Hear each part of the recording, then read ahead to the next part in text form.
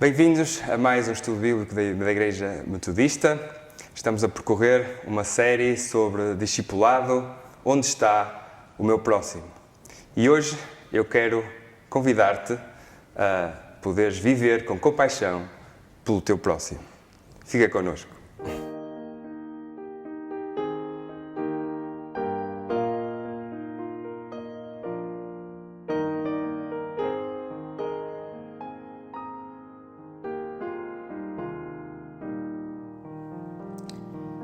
Jesus andava por todas as cidades e aldeias, ensinava nas sinagogas, anunciava a boa nova do reino de Deus e curava toda a espécie de doenças e males.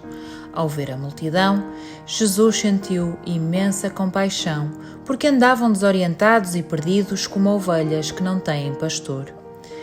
Disse então aos discípulos: "A colheita é abundante, mas os trabalhadores são poucos. Peçam ao dono da seara que mande mais trabalhadores para a sua colheita." No primeiro estudo bíblico desta série, visitamos o episódio em que Jesus conta a um certo doutor a parábola do bom samaritano. Nesse estudo bíblico, o pastor Eduardo Conte desafia-nos a esquecermos a pergunta: quem é o meu próximo? E sim a sermos nós o próximo de alguém.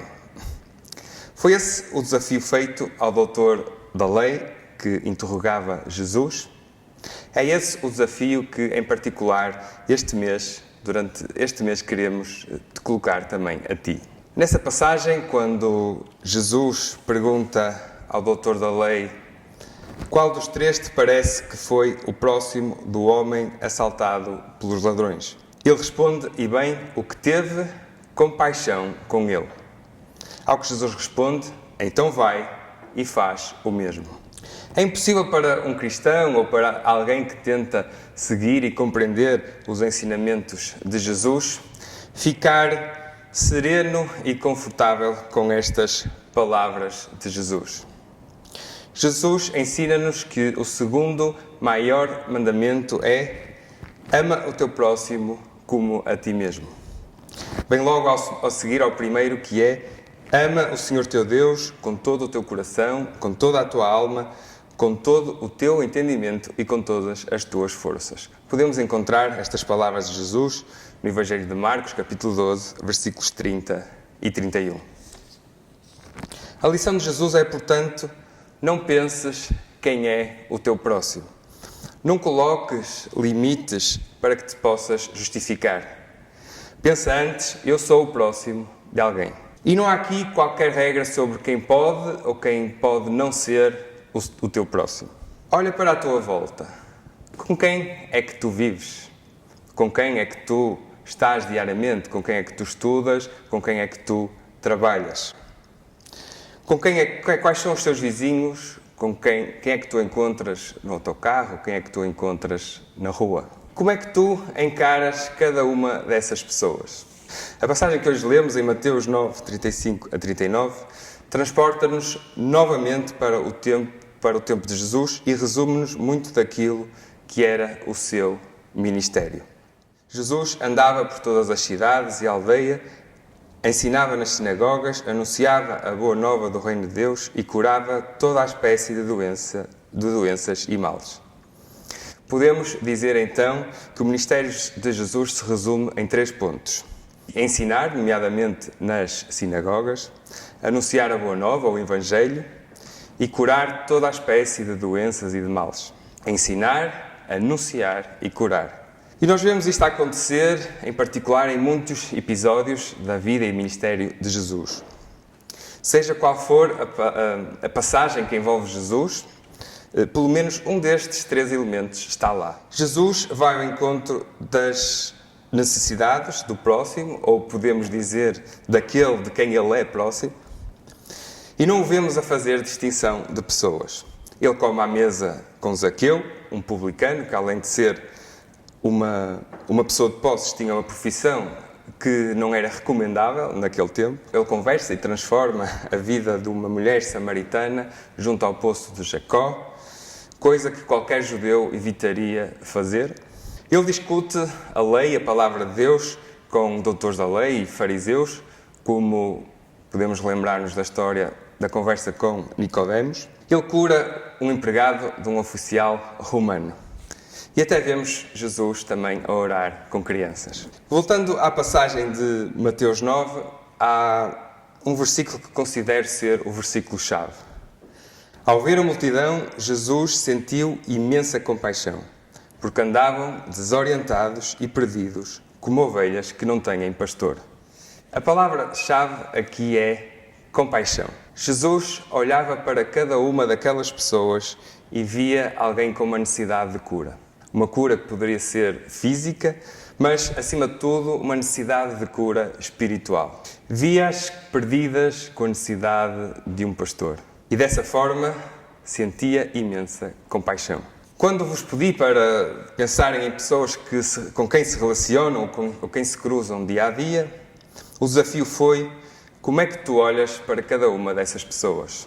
Será que olhas para cada uma delas e pensas, esta pessoa tem uma necessidade? Ou simplesmente ignoras, relativizas ou até minorizas a vida dela? A nossa intenção não é diferente da do homem que pergunta quem é o meu próximo para se poder justificar. Nós somos bons a definir círculos de pessoas, pessoas com as quais nos identificamos, que pensam como nós, que gostam daquilo que nós gostamos, que partilham a nossa cultura, os nossos princípios, os nossos hábitos, os nossos costumes. E é nesse círculo que nós vivemos e para onde vai a nossa atenção, o nosso cuidado, a nossa compaixão. Mas quando Jesus nos chama a sermos como o bom samaritano, Ele chama-nos a seguirmos o seu próprio exemplo, a termos compaixão daquele que é diferente também. A olharmos para cada pessoa, seja da nossa família, seja um nosso amigo, seja um colega, seja até um desconhecido. A olharmos para ela com compaixão, como alguém que precisa de um pastor. Mas como podemos ter compaixão de alguém com quem, por exemplo, não conseguimos dialogar? Daquele que não nos respeita? Ou até, talvez, daquele que nos magoou? Mais uma vez, olhemos novamente para o exemplo de Jesus. Romanos 5:8 diz: mas Deus mostrou-nos até que ponto nos ama, pois quando ainda éramos pecadores, Cristo morreu por nós. Jesus foi o nosso bom samaritano. Jesus não veio ao nosso encontro porque merecíamos. Jesus não veio para retribuir alguma coisa. Jesus não veio porque nós fomos fiéis sequer. Jesus veio enquanto éramos pecadores.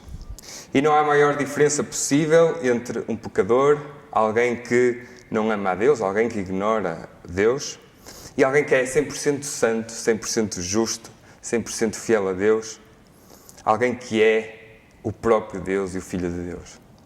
Mas apesar dessa diferença, Jesus amou-nos. Amou-nos ao ponto de se identificar connosco, de abdicar da glória junto do Pai, de se fazer homem como nós. Jesus amou-nos ao ponto de passar pelas mesmas provações que nós passamos, ao ponto de, sendo santo e sem pecado, morrer por cada um de nós. E ao praticar o ministério do ensino, da pregação e da cura, Jesus mostra que veio regenerar todo o nosso ser. Ao ensinar, Jesus está a cuidar do nosso entendimento, da nossa mente e podemos dizer também do nosso coração. Ao anunciar a Boa Nova, Jesus transforma a alma daqueles que aceitam o Evangelho. Ao curar, Ele vai ao encontro das nossas necessidades físicas. A chave está, portanto, em Jesus. Tu só vais conseguir compreender a verdadeira compaixão pelo outro quando perceberes e vivenciares o amor de Cristo, o amor que Ele teve por ti. Quando a regeneração de Cristo acontece, nós compreendemos o que é compaixão. Nós compreendemos o que é amar, apesar da diferença. Quero ainda destacar os 2 últimos versículos da passagem de Mateus 9. Disse então aos discípulos: a colheita é abundante, mas os trabalhadores são poucos. Peçam ao dono da seara que mande mais trabalhadores para a sua colheita. Jesus fala aqui de uma colheita, daqueles que serão colhidos para a glória de Deus, daqueles que estão disponíveis para receber o Evangelho de Cristo. O dono da seara, o nosso Deus, precisa de mais trabalhadores. Estás disposto a trabalhar para Ele? Um segundo desafio é-nos deixado: a oração. Não só somos desafiados a trabalhar nesta colheita, como somos também chamados a orar pelos outros e a orar para que sejam levantados novos servos de Deus. Nesta série sobre discipulado, quero incentivar-te a seres discípulo também, reconhecendo o amor que Jesus teve por ti e a seguires o exemplo do nosso Mestre, seguir o exemplo discipulando outros. E o discipulado começa com compaixão. Desafio-te a olhares para o outro com compaixão e a pedires que Deus te use como ferramenta para o ensino, para o anúncio da Boa Nova e para a cura ou para a ajuda ao outro. Qual é a tua resposta? Estás disposto a ir e a cultivar a compaixão pelo teu próximo? Que Deus te abençoe.